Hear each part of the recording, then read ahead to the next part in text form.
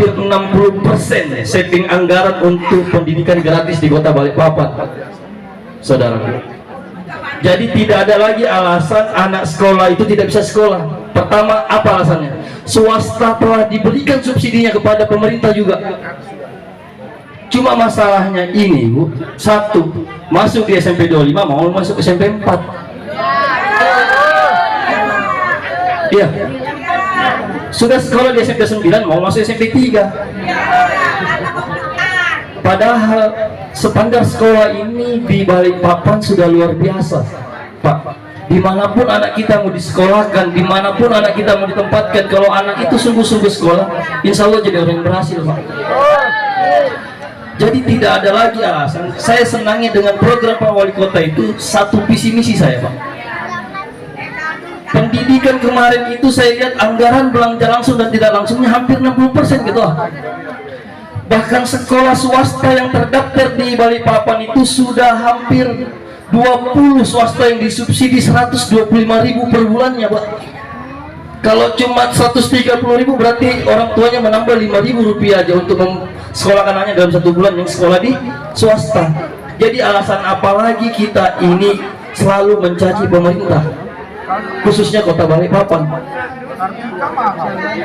SD kelas 1, 2, 3, 4, 5, 6 yang masuk sekolah dikasih seragam gratis, Pak. Dikasih seragam gratis sama Pak Wali Kota. SPP-nya tidak bayar. Begitu masuk lulus SMP dengan standar yang betul-betul dia masuk tidak bayar, dapat juga seragam sekolah, ketua. Nah, kalau SMA tupoksinya bukan ranahnya Kota Balikpapan, itu ada di provinsi. Nah, yang kita mau dorong, yang kita mau saung ini, di mana tajinya DPRD provinsi pada hari ini untuk keberpihakan Kota Balikpapan, gitu loh. Kalau kita punya petarung yang kita simpan di provinsi pada hari ini, Balikpapan itu insya Allah paling makmur di antara 10 kota kabupaten. Kenapa, Bu? Ketua DPRD-nya orang Kampung Baru, Bu. Gubernurnya orang Kampung Baru. Wali kotanya orang Kampung Baru, Balikpapan, Pak. Betul. Tapi masalahnya kreditnya 10 orang yang terpilih di provinsi khusus Balikpapan, apakah dia petarung untuk memperebutkan kota-kota di sana, Pak? Jadi makanya pada hari ini, Bu, kita harus pintar-pintar memimpin, Bu. Semuanya sudah diambil orang Kampung Baru, tinggal Balikpapan ini bagaimana caranya dia bertarung di provinsi untuk mendapatkan kota keuangan yang paling besar. Jangan salahkan pemerintahnya, petarungnya, Pak. Karena di pemerintah kota itu ada namanya eksekutif dan legislatif. Legislatif ini yang bertarung. Jadi program pemerintah itu divisi-misikan lalu ditarungkan di legislatif. Apakah ini menjadi prioritas apa tidak prioritas? Oke, saudara. Jadi tidak ada alasan lagi sebenarnya anak-anak sekolah itu tidak sekolah. Semua sudah diakomodir oleh pemerintah, Pak. Yang tidak mampu pasti sekolah juga. Tergantung orang tuanya mau menempatkan sekolahnya di mana. Tapi kalau sekolahnya mau pilih-pilih, wallahu alam. Kasihan orang-orang juga yang membutuhkan sekolah pada hari. Begini Bapak yang terhormat, pendidikan itu adalah kewajiban negara terhadap seluruh anak bangsa Indonesia. Dulu atau ditangguhkankah? Seperti apa gitu, Pak? Ya sudah, begitu aja. Makasih. Mas Tiga, itu syarat utamanya, karena itu sudah diatur di perwali. Ada perwalinya. Kalau Bapak mau baca, cari aja di Google perwali terkait dengan BPJS. Di situ semua ada ketentuan. BPJS ini, Pak. Oke, Pak. Assalamualaikum warahmatullahi wabarakatuh. Yang saya hormati Bapak Ari Sanda ya, anggota DPRD, dan Bapak Ibu narasumber yang sudah hadir di sini, dan Bapak Ibu di sini antusiasnya sangat tinggi sekali di sini ya. Dari ujung ke ujung sampai sana. Saya nggak bisa melihat dari belakang itu. Izin sepenalkan, saya Pras dari BPJS Kesehatan. Saya izin mewakili dari kantor cabang Balikpapan, Bapak Ibu. Jadi mungkin tadi yang disampaikan Bapak Ari Sanda itu memang betul. Jadi untuk di kota Balikpapan ini saya sangat mengapresiasi karena programnya ini sampai sekarang masih berjalan dan bagus. Dan untuk alurnya Bapak Ibu ya, jadi di sini Bapak Ibu apabila ada yang belum terdaftar sebagai peserta bantuan dari Pemkot Balikpapan,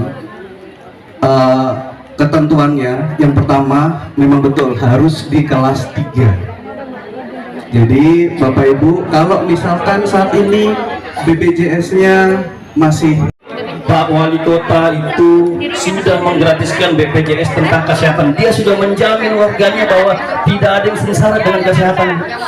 Kelas 3 gratis, Bu. Punya uang ke Bisa. Kita pakai tenda.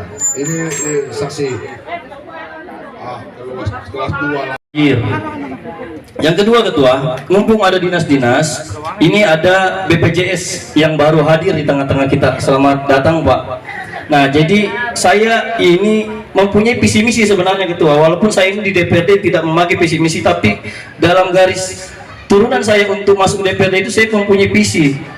Artinya apa? Pelayanan publik yang saya harus kuatkan, UMKM, suara anak muda. Nah yang keempat apa? Pendidikan dan kesehatan Ibu. Nah saya kesehatan ini mudah-mudahan ibu-ibu BPJS-nya di sini semua sudah free, gratis Bu. Kalau malam ini belum ada yang free, tolong angkat tangannya Ibu. Siapa yang belum free pada malam hari ini?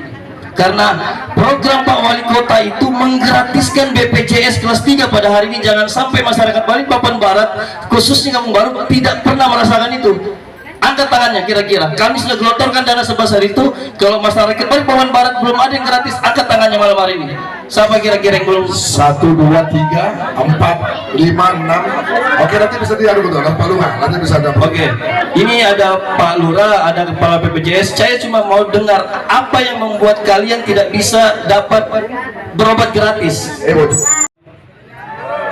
Ya. Jadi saya meminta atensi karena kami masyarakat Kampung Baru ini Pak memang betul-betul sih untuk warga Kampung Baru Pak. Bagaimana caranya air ini bisa dirasakan keadilannya Pak? Bukan hanya di kota, bukan Merdeka. Jadi dari TPU-TPU yang dikelola pemerintah kota ini kita berpegangan pada Perda Kota Balikpapan nomor 4 tahun 2017 Bu tentang retribusi jasa umum, retribusi daerah. Nah terkait yang ada tarifnya memang untuk retribusi pelayanan pemakaman itu untuk penggunaan tanah makam, untuk pelayanan penguburan, pemakaman, ada penggalian dan pemindahan jenazah dan pemakaian mobil jenazah. Nah tadi yang khusus untuk yang dipertanyakan mulai pelayanan penguburan untuk pemakaman, ya itu kalau di tarif resmi dari retribusi itu memang ada aninya Bu, 300.000 per jenazah. Tapi kami memang tidak ada apa namanya sudah kepala sebelumnya memang Pak Kepala Dinas sudah mengumpulkan semua petugas pemakaman kita dan menegaskan kembali bahwa harus berpegangan kepada tarif retribusi yang sesuai dengan Perda ini. Jadi kalau memang ada tadi seperti disampaikan jauh lebih nilainya dari itu, mungkin mohon informasi akan kita investigasi lebih lanjut Bu. Kemungkinan juga bukan Makam. Tukang gadinya kan dikasih uang atau apanya Pak? baik. Sebentar ya. Bentar, baik Ibu. Ya terima kasih Ibu. Jadi untuk pemakaman umum yang dikelola oleh pemerintah kota itu memang ada di bawah kewenangan tupoksi dari Dinas Lingkungan Hidup Bu. Sebentar, saya buka data dulu. Melakukan dengan penempelan stiker larangan parkir sebagai himbauan gitu kan Pak. Karena untuk melakukan penindakan sebenarnya di dalam Perda kita nomor 7 tahun 2022 di pasal 171 di situ kita bisa melakukan tindakan, salah satunya adalah pengempesan ban, kemudian penderekan yang sebentar lagi akan kita lakukan setelah menunggu perwalinya terbit. Atau PDAM berusaha semaksimal mungkin untuk bisa memenuhi kebutuhan masyarakat khususnya di RT 8 atau di Kampung Baru. Saat ini memang kemarin itu masih ada kegiatan perbaikan pipa air baku di kilometer 8 sudah selesai, cuma masih ada kebocoran. Jadi produksi kami dari Kampung Damai itu belum maksimal. Jalan Lejen Suprapto dengan terminal. Ya. Yang kedua dari RH. Adalah kunjungan dapil. Sebelah kiri saya ada dinas perhubungan Ibu. Namanya Pak Bastian. Terima untuk melakukan kegiatan agama yang ada di daerah sini. Yang saya hormati tokoh pemuda yang ada di lingkungan sini, serta yang saya paling banggakan dan saya paling cintai yaitu masyarakat RT 7, 8, dan 47. Tokoh masyarakat di kampung. Wala haula wala quwwata illa billahil aliyyil azim. Allahumma sholli ala Muhammad wa ala ali Muhammad kama shallaita ala ali Ibrahim wa ala ali Ibrahim innaka Hamidum Majid. Rabbi sholli sadri wa yassirli amri wahlul 'uqdatam min lisani yafqahu. Menjadi sekretaris, jadi orang yang ketiga di Komisi 3. Untuk itu kami persilakan Bapak Risanda untuk memberikan maksud. Akan nanti biarkan karena terlambat. Depan satu Bu. Bu. Mari Bu menjalin aspirasi masyarakat masa sidang ke perumahan dan pemukiman. Dan yang paling ujung Pak Ihsan dari lingkungan-lingkungan yang ada di daerah kita.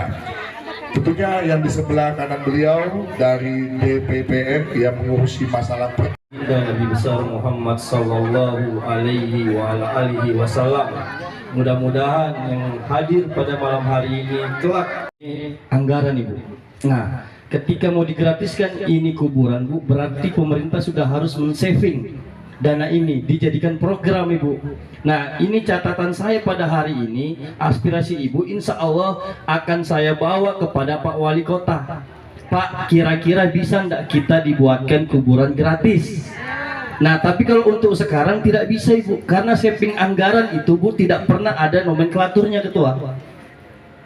Ya Bu ya, karena kita ini di pemerintahan jadi ada aturan mainnya Ibu.